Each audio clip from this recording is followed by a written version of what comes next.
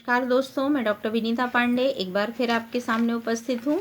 और आज हम बात करने वाले हैं कि एमएड या आपके किसी भी प्रकार का जो आप प्रोजेक्ट बनाते हैं, रिसर्च जब करते हैं, तो आपको जो उसका पेपर बनाना होता है, रिसर्च पेपर बनाना होता है, जो हर फील्ड में हर सब्जेक्ट का होता है। पीएचडी स्टूडेंट भी बनाते हैं, नेट वाले भी बनाते हैं, पीजी स्टूडेंट वाले भी बनाते हैं। तो आपको एक रिसर्च पेपर जो होता है वो किस प्रकार से बनाना होता है, research paper writing and research report writing, हम किस प्रकार से इसका प्रतिवेदन बनाते हैं, इसके बारे में आज हम बात करेंगे। तो सबसे पहली चीज़ कि रिसर्च पेपर होता क्या है, क्योंकि रिसर्च आर्टिकल और रिसर्च पेपर में दोनों में अंतर होता है। रिसर्च आर्टिकल जो होता है वो कोई एक लेख होता है जो आप शोध से रिलेटेड कोई एक समस्या पर लिख सकते हैं, लेकिन रिसर्च पेपर जो होता है उसका एक फॉर्मेट होता है और जिस प्रकार से आप रिसर्च करते हैं उसको उसी फॉर्मेट में लिखा जाता है। जैसे आप मान लीजिए कोई प्रॉब्लम लेते हैं, सबसे पहले आपको एक समस्या लेनी होगी। रिसर्च पेपर राइटिंग जब आप करेंगे, इसके लिए आपको वेरिएबल डिसाइड करने होते हैं। वेरिएबल में आप एक चर या दो चर भी ले सकते हैं, किसी एक चर को भी प्रभावित करके लिख सकते हैं। आप तुलनात्मक अध्ययन भी कर सकते हैं और आप एक समीक्षा के रूप में भी इसको लिख सकते हैं। सबसे पहले आपको एक समस्या की ज़रूरत होती है, फिर उसमें आपके चर होते हैं और आपको साथ में प्रॉब्लम के बाद आपको इसके बारे में शोध कार्य की आवश्यकता और महत्व लिखना होता है। इसमें आपको सैंपल चुनना होता है, एरिया देखना होता है कि आप कहाँ पर क्या करेंगे, वो करना होता है।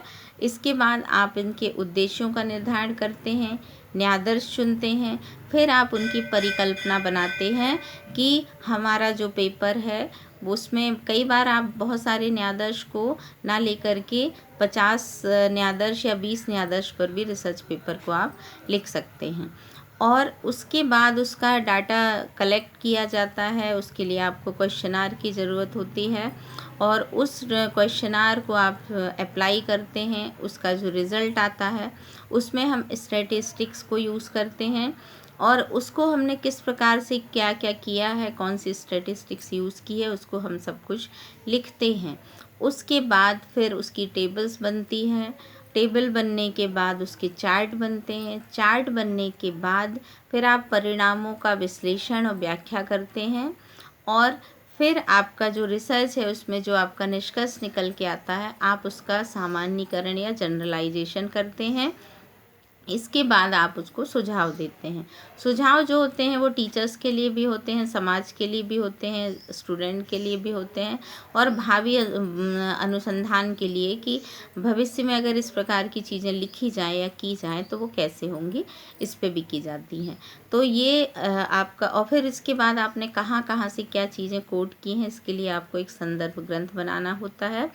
तो ये सारे स्टेप्स होते हैं और प्रतिवेदन में आप ये करते हैं कि जो भी आपने शोध किया है, आपका जो एक लघु शोध है या रिसर्च है, उसको आपने क्या किया, उसका जो एक संक्षेपिका बनती है वो आपका प्रतिवेदन कहलाता है।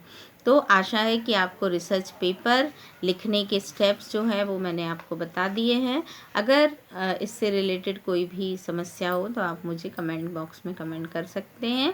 और इस रिसर्च पेपर है क्या, क्यों लिखा जाता है, कैसा लिखा जाता है, इसके बारे में मैं और भी वीडियो मैंने उदाहरण सहित बनाए हैं, तो ये आप जा कर के देख सकते हैं। आज के लिए बस इतना ही। धन्यवाद।